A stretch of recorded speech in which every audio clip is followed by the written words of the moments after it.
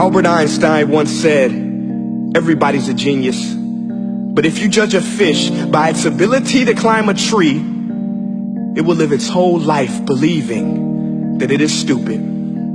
Ladies and gentlemen of the jury, today on trial we have modern day schooling. Glad you could come. Not only does he make fish climb trees, but also makes them climb down and do a 10-mile run. Tell me, school, are you proud of the things you've done? Turning millions of people into robots, do you find that fun? Do you realize how many kids relate to that fish swimming upstream in class, never finding their gifts, thinking they are stupid, believing they are useless? Well, the time has come, no more excuses. I call school to the stand and accuse him of killing creativity, individuality, and being intellectually abusive.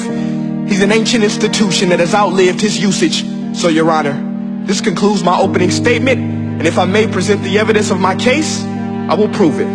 Proceed. Exhibit A. Here's a modern day phone. Recognize it? Here's a phone from 150 years ago.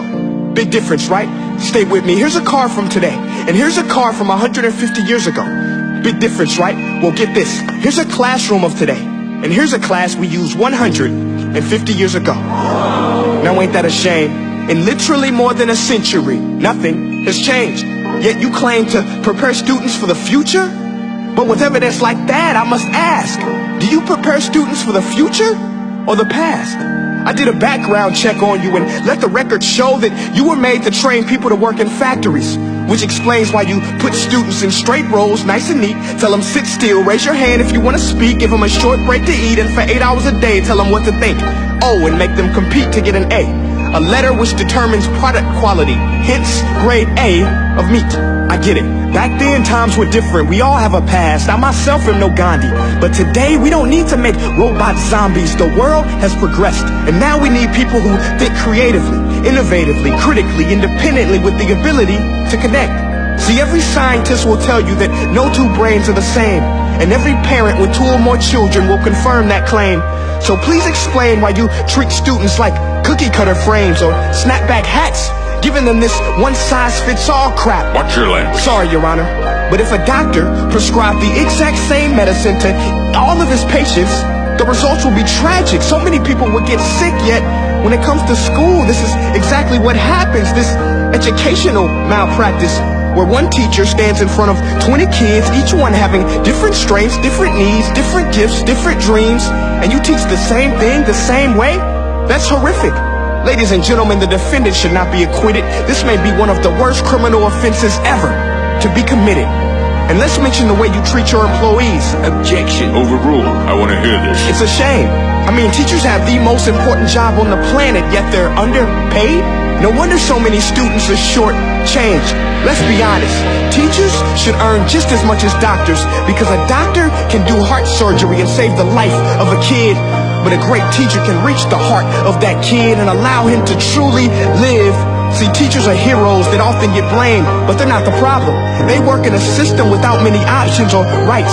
Curriculums are created by policymakers, most of which have never taught a day in their life. Just obsessed with standardized tests. They think bubbling in a multiple choice question will determine success. That's outlandish. In fact, these tests are too cruel to be used and should be abandoned, but don't take my word for it.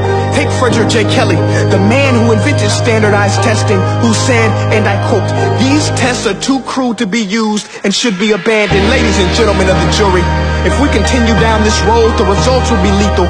I don't have much faith in school, but I do have faith in people. And if we can customize healthcare, cars, and Facebook pages, then it is our duty to do the same for education, to upgrade it, change it, do away with school spirit, because that's useless. Unless we're working to bring the spirit out of each and every student, that should be our task. No more Common Core. Instead, let's reach the core of every heart in every class. Sure, math is important, but no more than art or dance. Let's give every gift an equal chance. I know this sounds like a dream, but countries like Finland are doing impressive things. They have shorter school days, teachers make a decent wage, homework is non-existent, and they focus on collaboration instead of competition. But here's the kicker, boys and girls. Their educational system outperforms every other country in the world. Other places like Singapore are succeeding rapidly. Schools like Montessori, programs like Khan Academy. There is no single solution, but let's get moving. Because while students may be 20% of our population, they are 100% of our future. So let's attend to their dreams, and there's no telling what we can achieve. This is a world in which I believe, a world where fish are no longer forced to climb trees. I'll rest my case.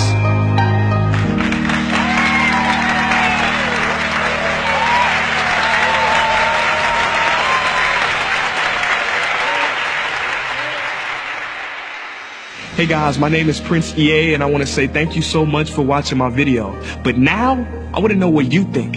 How can we together create a more efficient, effective, and just better future of learning?